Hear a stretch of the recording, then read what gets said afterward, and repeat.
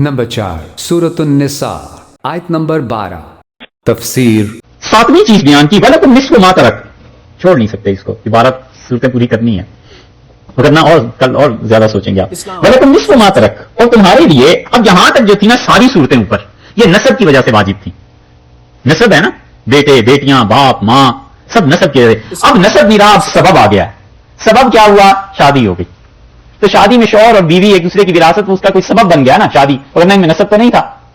तो अब सबब की बातें बयान फरमाते हैं अल्लाह ताला कि ये देख लीजिए, वलकुम निस्फु मा तरक अज़वाजुकुम, और तुम्हारे लिए ऐ शौहरों आधा हिस्सा है, औलाद ना हो तो फिर आधा हिस्सा बीवी के तरके से शौहर को निस्फ मिलेगा। वलकुम निस्फ, तुम्हारे लिए आधा हिस्सा 50%, मा तरक अज़वाजुकुम, जो तुम्हारी बीवियां दुनिया से छोड़कर जाएं अगर औलाद ना हो। इल्लम यकुल लहुन्ना वलदुन, अगर उनके यहां औलाद ना हो, और औलाद में सारी सूरतें शामिल हैं। मसलन वो पीछे पहले उनकी एक शादी हुई थी, उससे उनके कुछ बच्चे हैं या नहीं है, ये भी देखा जाएगा।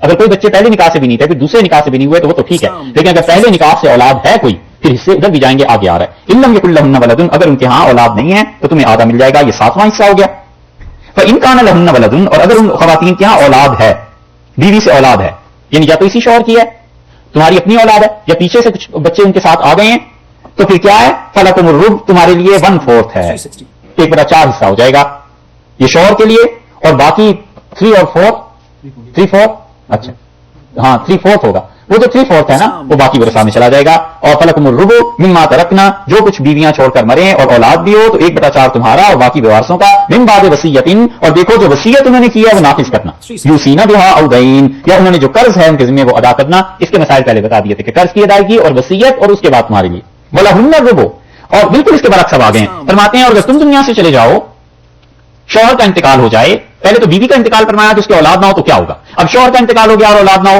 तो फरमाया शौहर का इंतकाल हो जाए, वलहुन्ना रुबु, तो औरत को 4था हिस्सा मिलेगा, 1/4 मिम्मा तरकतुम, जो कुछ तुम छोड़ के जा रहे हो। इल्लम यकुल लकुम वलदुन, अगर कोई औलाद नहीं है, यानी औलाद ना इधर से ना किसी पहली शादी से औलाद है, औलाद है ही नहीं, तो इसको मिलेगा। इन कान लकुम वलदुन, और अगर औलाद है तो फिर क्या होगा? ये 10वीं सूरत अब आ गई। फलहुन्ना, तो उन खवातीन के लिए है अस्सुमन, 8वां हिस्सा, 1/8 पे वो चली गई।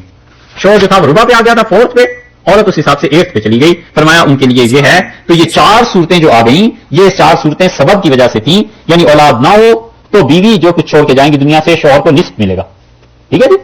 और बीवी से औलाद हो, चाहे इस शौहर से हो चाहे पहले किसी शौहर से हो, तो 1/4 1/4, और शौहर का इंतकाल हो जाए और औलाद ना हो तो बीवी को 1/4, और बीवियां अगर ज्यादा हो, फर्ज कर लें 2-3, तो यही 1/4 सारी बीवियों में तकसीम होगा, उसका हिस्सा नहीं बढ़ता। फिर 2 होंगी तो फिर 1/4 का 1/2 हो जाएगा, आधा आधा कर लेंगी। और अगर औलाद हो इस बीवी से या पहली बीवी से, तो बेवा जो खातून है उनका कुल तरके का 8वां हिस्सा उन्हें मिलेगा, 1/8। और अगर ज्यादा है बेवाएं, 2 हैं 3 हैं 4 हैं, जितनी भी हैं, तो वो आपस में उसी से तकसीम करेंगी। ये 4 सूरतें आ गई सबब की वजह से, और सबब वो था निकाह। 10 सूरतें हो गई, 2 सूरतें बाकी रह गई। अल्लाह ताला ने फरमाया मिन बाद वसीयतिन तूसूना बिहा औ दैन, और ये सब कुछ होगा वसीयत के इंप्लीमेंटेशन के बाद और कर्ज की अदायगी के बाद, ये चीजें होंगी 10 सूरतें। व इन कान रजुलन, और अगर कोई मर्द है यूरसु कलालतुन, और वो उसकी हालत ये है कि उसने कोई अपना बहन भाई नहीं छोड़ा। कलाला असूल और फरो में कोई ना, असूल का होता है ऊपर बाप दादा मां नानी, कोई चीज नहीं, नीचे भी कुछ नहीं है, सिर्फ बहन भाई हैं बराबर में, चाहे वो हकीकी बहन भाई हैं और चाहे वो सुतेले हैं, वालिदा की तरफ से मसलन आ गए। तो फरमाया इंसान, इसके लिए उर्दू में कोई एक लफ्ज मिलता नहीं, तो कलाला का तर्जुमा ये करेंगे कि वो जिसके असूल अपर साइड पे और नीचे फरो डाउन साइड, इन जी लो लवारिस कैसे है, खाम खाई मैं उसकी विरासत बयान कर रहा हूं, तुम कहते हो लवारिस है, ये भी ठीक किया है, मैं उसी की विरासत बयान कर, उसी को कहते हैं लवारिस। सुभान अल्लाह, सादगी है, वरना कोई फतवा देता कि कुफ्र है, अल्लाह उसकी विरासत बयान करता है और तुम कहते हो कोई विरासत नहीं। लेकिन है हाँ जी वो, लेकिन कुफ्र के फतवे भी इतनी होती जब ये कहते हैं ना कि निकाह टूट गया भाई, फिर क्या होता। अच्छा, कलाला वो जिसके ऊपर भी कुछ नहीं और नीचे में भी कुछ नहीं और सिर्फ बराबर की सतह पे हैं, बहन भाई हैं। अल्लाह ताला ने उसके मुतालिक हुक्म दिया है। इसकी गालिबन 6 सूरतें हैं, 2 सूरतें यहां बयान कर दी हैं उसकी विरासत की, और 4 इसी सूरत के आखिर पे आ रही हैं। वह इनकान रजुलुन यूरसु कलालतन, और अगर कोई ऐसा मर्द है जिसकी विरासत कलाला की हो गई, अब इमरातुन, या कोई औरत है, वलहु अखुन औ उख्तुन, और उसका कोई भाई जिंदा है या बहन है, फलिकुल्लि वाहिदिन मिनहुम अस्सुदुस, तो उनको मिलेगा 6ठा हिस्सा उसका। एक वालिदा की तरफ से भाई है या बहन हो तो कुल जो तरका है ना जी, उसका 6ठा हिस्सा उसे दिया जाएगा। कुल जो कुछ भी छोड़ के दुनिया से गया उसका 6ठा हिस्सा। 11 सूरतें और 12वीं सूरत ये देख लीजिए, फिर इनकानु अक्सर मिन ज़ालिक, और अगर मां की तरफ से बहन भाई 1 से ज्यादा हों तो वो क्या पाएंगे, फहुम शुरकाउ फिस सुलुस, तो 1/3 में सारे शरीक गिने जाएंगे। اور یہ جو 1/3 ہے، یہ 1/3 اس میں عورتیں مرد سب برابر ہیں، سر گنے جائیں گے 1 2 3 4 جتنے ہیں برابر کی تقسیم ہو جائے گی. اس میں وہ اصول استعمال نہیں ہوگا کہ لڑکیوں کے لیے 2 اور لڑکے کے لیے 1. یہاں وہ اصول نہیں.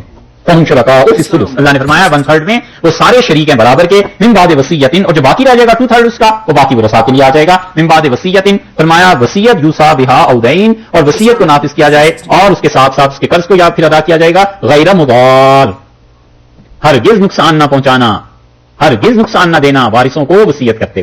12ویں صورت یہ ہے کہ اللہ نے فرمایا ان کانوا اکثر من ذلک، اور اگر وہ زیادہ ہوں، مثلا ایک سے زیادہ ہوئے، 2 بہن بھائی ہوئے، 3 ہوئے، 4 ہوئے، کوئی بھی نہ اولاد ہے اور نہ اوپر کوئی ہے، بس برابر کی سطح پہ بھائی زیادہ ہیں کوئی زیادہ ہے، فہم شرکاء فی الثلث، تو 1/3 جو آپ نے الگ کیا ہے اس میں ان کو گن کے برابر میں تقسیم کر دیا جائے گا. مثلا فرض کیجیے 30,000 بچا تو 10,000 تینوں میں ہوگا.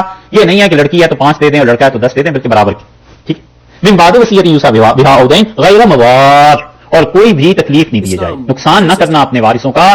یہ ایسی چیز ہے جو رسول اللہ صلی اللہ علیہ وسلم نے فرمایا 90 برس بوڑھا اور بڑھیا اللہ کی عبادت کرتے ہیں اور آخری لمحے اپنے آپ کو جہنم میں گرا لیتے ہیں. ہم نے عرض کیا کیسے؟ آپ نے فرمایا جب وہ مضار بن جاتے ہیں، نقصان تکلیف دیتے ہیں اپنے وارثوں. مثلا بھتیجا اچھا لگتا ہے، مثلا داماد اچھا لگتا ہے، فرض کر لو کوئی صورت نہیں ہے اب اس تک پہنچنے کی وراثت کو، لیکن اچھا لگتا ہے تو اسے بلا لیا اور مرض الموت میں کسی سے تکرار کر لیا کہ آپ یہ مان جائیے کہ میں نے آپ کے 10 لاکھ دینے. تو داماد صاحب کہتے ہیں سسر نے میرے 10 لاکھ دینے ہیں، حقیقت میں کچھ نہیں. اب وہ 10 لاکھ جو ہے وہ اصل در سے کٹ کے اس کے پاس پہنچ جائے گا نا، تو وارثوں کا نقصان ہو گیا نا. یہ کسی فرضی آدمی کو بلا لیا، یہ جان بوجھ کے اولاد کو محروم کرنے کی کہ اولاد بڑی نافرمان، بڑے نالائق، ان تک پیسے نہیں پہنچنے چاہیے، پیسہ اٹھا کے مسجد میں کسی کار خیر میں دے دیا، جبکہ پتا تھا مرنا ہے، پہلے نہیں دیا، پہلی زندگی میں سیدھ کے رکھتے رہے، اب آخر پہ آ کے اولاد اور وارثوں کو محروم کرنا. اللہ نے فرمایا غیر مضار، بالکل ایسے نہ کرنا. وصیۃ من اللہ، یہ اللہ کا حکم ہے. واللہ علیم حلیم، اور اللہ بڑا علم والا ہے، اسے سب پتہ ہے جو تمہاری نیتیں ہیں. حلیم، اور گرفت نہیں کرتا، جلدی پکڑتا نہیں ہے، تو اس کے علم پہ مغرور نہ ہو جانا کہ اب تک کیوں نہیں پکڑ لی.